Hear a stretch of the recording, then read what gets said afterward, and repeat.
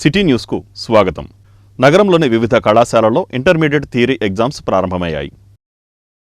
నగరంలోని వివిధ కళాశాలలలో intermediate theory exams ప్రారంభమయ్యాయి. 20వ తేదీ వరకు ఈ పరీక్షలు ఉదయం 9 గంటల నుంచి మధ్యాహ్నం 12 గంటల వరకు జరుగుతాయని అధికారులు తెలిపారు. జిల్లాలో ప్రభుత్వ, ఎయిడెడ్, సాంఘిక సంక్షేమ, గిరిజన సంక్షేమ, రెసిడెన్షియల్ కళాశాలలు 55, ప్రైవేట్ జూనియర్ కళాశాలలు 114, మొత్తం 169 కళాశాలలు ఉన్నాయని వారు తెలిపారు. జనరల్, వొకేషనల్ కోర్సులలో మొత్తం మొదటి సంవత్సరం 24,553 మంది విద్యార్థులు, రెండవ సంవత్సరం 20,873 మంది పరీక్షలకు హాజరు కానున్నట్లు తెలిపారు. ఈ పరీక్షల నిర్వహణకు జిల్లాలో 63 థియరీ పరీక్ష కేంద్రాలను ఏర్పాటు చేశారు. పరీక్షలు ఎలాంటి మాల్ ప్రాక్టీస్కు అవకాశం లేకుండా అన్ని పరీక్షా కేంద్రాల వద్ద సీసీ కెమెరాలు ఏర్పాటు చేశారు. కృష్ణా విశ్వవిద్యాలయంలో జాతీయ సైన్స్ దినోత్సవాన్ని ఘనంగా నిర్వహించారు. కృష్ణా విశ్వవిద్యాలయంలో జాతీయ సైన్స్ దినోత్సవం ఘనంగా నిర్వహించారు. సైన్స్లో రోజురోజుకు విప్లవాత్మకమైన మార్పులు చోటు చేసుకుంటున్నాయని ప్రొఫెసర్ ఎంవి బసవేశ్వరరావు పేర్కొన్నారు. కృష్ణా విశ్వవిద్యాలయం ఎన్ఎస్ఎస్ ఆధ్వర్యంలో నిర్వహించిన జాతీయ సైన్స్ దినోత్సవం కార్యక్రమంలో ఆయన పాల్గొని ప్రసంగించారు. విదేశీయులకు ధీటుగా భారతీయులు శాస్త్రవేత్తలు ఎందరో ఆవిష్కరణలు చేశారని, అందులో సర్ సివి రామన్ అగ్రగణ్యుడని తెలిపారు. ఎన్ఎస్ఎస్ విభాగం సమన్వయకర్త డాక్టర్ ఎం శ్రావణి అధ్యక్షతన జరిగిన కార్యక్రమంలో తొలుత సివి రామన్ చిత్రపటానికి పూలమాలలు వేసి నివాళులర్పించారు. ఈ కార్యక్రమంలో ఫార్మసీ కళాశాల ప్రిన్సిపల్ డాక్టర్ రాంబాబు, రసాయన శాస్త్ర విభాగ అధిపతి డాక్టర్ సుజాత, పలువురు అధ్యాపకులు, విద్యార్థులు పాల్గొన్నారు.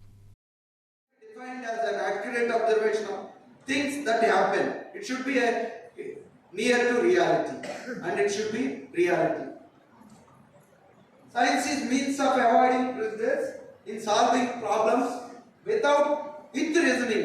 There should be a reasoning. Whatever you say in science, there should be a reasoning and it should be reproducible. Suppose somebody says that I have invented something, today I got it, tomorrow also it should get, and it should get forever same result. There should not be any prejudice and there should be a reasoning for every result. Science is a study of nature around us. Science follows observation, identification, hypothesis, experiments, theory. Science is a system of knowledge and the methods you use to find that knowledge. Generally, science begins with curiosity, often ends with గత కొన్ని రోజులుగా నగరంలో municipal అధికారులు ఆక్రమణల తొలగింపు ప్రక్రియను కొనసాగిస్తున్నారు. గత కొన్ని రోజులుగా నగరంలో మున్సిపల్ అధికారులు ఆక్రమణల తొలగింపు ప్రక్రియ కొనసాగిస్తున్నారు. ఇందులో భాగంగా రేవతి సెంటర్ వద్ద పదుల సంఖ్యలో వెలసిన బడ్డీ కొట్లను తొలగించారు. నగరంలో ఆక్రమణల తొలగింపు నిరంతరం కొనసాగుతోందని మున్సిపల్ అధికారులు తాజా చర్యల ద్వారా స్పష్టం చేస్తున్నారు. ఆక్రమణల రహిత నగరంగా మచిలీపట్నంను తీర్చిదిద్దేందుకు గాను నగరపాలక సంస్థ అధికారులు గత కొన్ని రోజులుగా నగరంలోని పలు ప్రాంతాల్లో ఉన్న ఆక్రమణలను తొలగిస్తున్నారు. దశాబ్దాల తరబడి ఈ ప్రాంతంలో కొంతమంది రోడ్డును ఆక్రమించుకొని బడ్డీ కొట్లు పెట్టి వ్యాపారాలు కొనసాగిస్తున్నారు. ఈ ఆక్రమణల వల్ల ఆ రోడ్డులో తీవ్ర ట్రాఫిక్ సమస్య ఏర్పడుతోందని అధికారులు పేర్కొంటున్నారు. ఈ నేపథ్యంలో ఉదయం నుంచి ప్రొక్రేన్లతో మున్సిపల్ సిబ్బంది, పోలీసుల సహాయంతో ఆక్రమణలను తొలగించారు. విజయవాడ రవీంద్ర భారతి పబ్లిక్ స్కూల్లో జాతీయ సైన్స్ దినోత్సవాన్ని ఘనంగా నిర్వహించారు. విజయవాడ రవీంద్ర భారతి పబ్లిక్ స్కూల్లో జాతీయ సైన్స్ దినోత్సవం ఘనంగా నిర్వహించారు. ఈ కార్యక్రమంలో విద్యాసంస్థల చైర్మన్ వీరమాచినేని వంశీకృష్ణ, శాంతి, రమాదేవి, రమేష్, ప్రిన్సిపల్ బస్వయ్య పాల్గొనగా ముఖ్య అతిథిగా కృష్ణా యూనివర్సిటీ ఫిజిక్స్ ప్రొఫెసర్ శివశేషారెడ్డి పాల్గొన్నారు. ఈ సందర్భంగా శేషారెడ్డి మాట్లాడుతూ ఆధునిక ప్రపంచంలో శాస్త్ర సాంకేతిక పరిజ్ఞానం లేకుండా మనం జీవితాన్ని ఊహించలేమని, ఈ ప్రపంచాన్ని శాసిస్తూ నడిపించే శక్తిగా సైన్స్ కీలక పాత్ర పోషిస్తుందని అన్నారు. ప్రిన్సిపల్ బసవయ్య మాట్లాడుతూ విద్యార్థులు పరిశోధనల పట్ల ఆసక్తి పెంపొందించడం, దేశంలో కొత్త ఆవిష్కరణలు రావడానికి పునాది వేయడం అన్నారు. ప్రపంచంలో అభివృద్ధి చెందుతున్న భారత విజ్ఞాన పరిశోధనా ప్రతిభను అంతర్జాతీయ స్థాయిలో పెంచే దిశగా మన దేశ యువతకు సాధికారత కల్పించడమే రవీంద్ర భారతి ఉద్దేశం అన్నారు. అనంతరం శాస్త్రీయ ప్రదర్శనలు, వ్యాసరచన పోటీలు నిర్వహించి బహుమతులను ప్రదానం చేశారు. ఈరోజు జాతీయ సైన్స్ దినోత్సవం సందర్భంగా రవీంద్ర భారతి పబ్లిక్ స్కూల్ విజయవాడకి వచ్చాను నేను. అసలు ఇక్కడ పిల్లలందరూ చాలా మంచి మంచి ప్రాజెక్టులు చేశారు. చాలా ఉత్సాహంగా ఉన్నారు పిల్లలందరూ కూడా. ఇవాళ మంచి వాతావరణం రవీంద్ర భారతి పబ్లిక్ స్కూల్ వాళ్ళని నెలకొల్పినందుకు ముందుగా మేనేజ్మెంట్ వారికి ధన్యవాదాలు.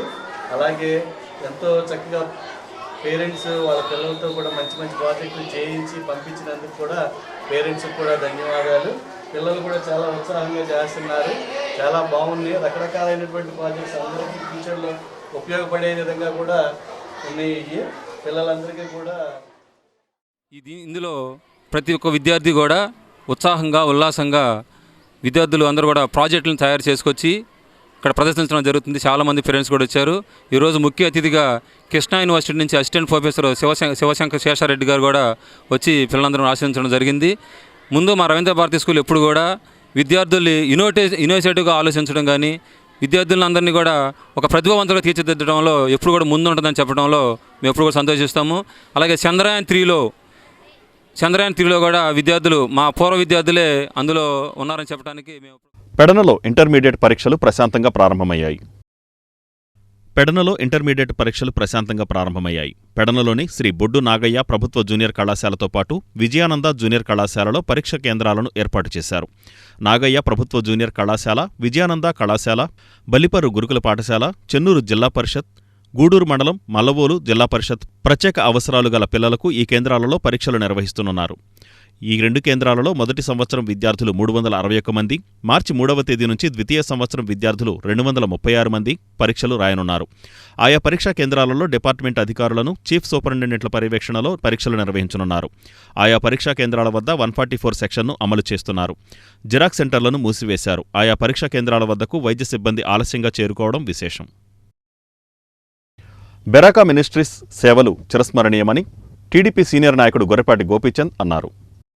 బెరాకా మినిస్ట్రీస్ ఆధ్వర్యంలో టీడీపీ కార్యాలయంలో జరిగిన వితరణ కార్యక్రమంలో గోపీచంద్ పాల్గొన్నారు. ఈ సందర్భంగా ఉమ్మడి కృష్ణా జిల్లాలో వివిధ ప్రాంతాలకు చెందిన 27 మందికి విద్య, వైద్యం, గృహ నిర్మాణ అవసరాల నిమిత్తం 7 లక్షల రూపాయలను గోపీచంద్ అందజేశారు. ఈ కార్యక్రమంలో టీడీపీ నాయకులు పివి ఫణికుమార్, మాజీ కౌన్సిలర్ లోగిశెట్టి వెంకటస్వామి, బెరాకా సిబ్బంది పాల్గొన్నారు. Beracah ministries